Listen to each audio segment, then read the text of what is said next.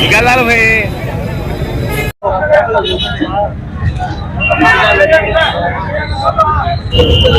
అందరికీ నమస్కారము। ఈ రోజు స్వర్గీయ నందమూరి తారక రామారావు గారి వర్ధంతి సందర్భంగా ఈ రోజు ఇక్కడికి రావడం జరిగింది। ఆయన ఎంత గొప్ప వ్యక్తి అంటే ఆయన సినీ రంగంలోనే కాదు ఒక రాజకీయంలో కూడా చాలా ప్రసిద్ధి చెందిన వ్యక్తి। ఆయన నిజంగా రియల్ హీరో। అందరికీ ఈ జనరేషన్ ముందు జనరేషన్ కాదు ఈ జనరేషన్ కాదు ఫ్యూచర్ జనరేషన్ లో కూడా మంచి ఇన్స్పిరేషన్ అయిన నందమూరి తారక రామారావు గారు అందరూ కూడా ఈ రోజు చాలా మిస్ అవుతున్నారు అతన్ని। ఆయన స్థాపించిన పార్టీలో ఈ రోజు ఉక్కు ప్రవీణ్ కుమార్ రెడ్డి అతను ఇన్ఛార్జ్ గా రావడం జరిగింది। మొట్టమొదటిగా రాజకీయంలో రావడము ఇన్ఛార్జ్ గా రావడము జరిగింది। ఈయన స్వర్గీయ తారక రామారావు గారు పెట్టిన పార్టీ గెలిచి ప్రొద్దుటూరులో మళ్ళీ ఆయన జెండా ఎగరేస్తామని చెప్పి చెప్తున్నాము। ఆయన ఈ రోజు ఎంతో మంది మేమందరము ఆయన పాలన చూడలేదు కానీ చాలా విన్నాము।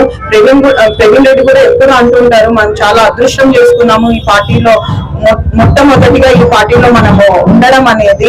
కాబట్టి మేమందరం కూడా చాలా అదృష్టంగా భావిస్తున్నాం ఈ పార్టీలో మేము ఈ రోజు పోటీ చేసి రేపు ఖచ్చితంగా ప్రజలందరూ కూడా మాకు అండగా నిలబడి ఆయనని గెలిపించి మళ్ళీ ఈయన స్థాపించిన పార్టీ జెండా ఎగరేస్తారని చెప్పి ఈ రోజు ఇక్కడ మనము అమావాస్యాల సర్కిల్లో అందరూ వచ్చి ఇలా ఆయన వర్ధంతి సందర్భంగా కలవడం జరిగింది। అండ్ ఆల్సో ఈ రోజు కాకి తిరుమలమ్మ గాని కాకి చంద్రమ్మ గాని వీళ్ళందరూ కూడా ఈ రోజు ఇక్కడ ఉండి ఇవన్నీ కూడా కార్యక్రమం గాని బాగా చేయడం కూడా జరిగింది। ఈ రోజు స్వర్గీయ నందమూరి రామారావు గారి స్ఫూర్తి చంద్రబాబు నాయుడు గారి అంటే ఈ రోజు పార్టీని ఆయన దగ్గర ఉండి కూడా నడిపించడం కానీ ఇప్పుడు యువనేత అయిన లోకేష్ గారు కూడా అడుగుతాడల్లో ఈ రోజు మేము అందరం నడవడం అనేది మాకు చాలా ఆనందంగా ఉందండి। ఇలాగే ఎల్లప్పుడూ కూడా పార్టీకి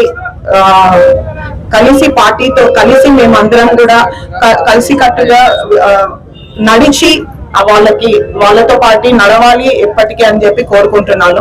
ఈ రోజు మనం ఇక్కడికి విచ్చేసిన ప్రతి ఒక్కరు కూడా మీడియా మిత్రులైతే ఏమి మనము పార్టీ కార్యకర్తలు ప్రజలు లీడర్లు అందరూ కూడా రావడం చాలా ఆనందంగా ఉంది।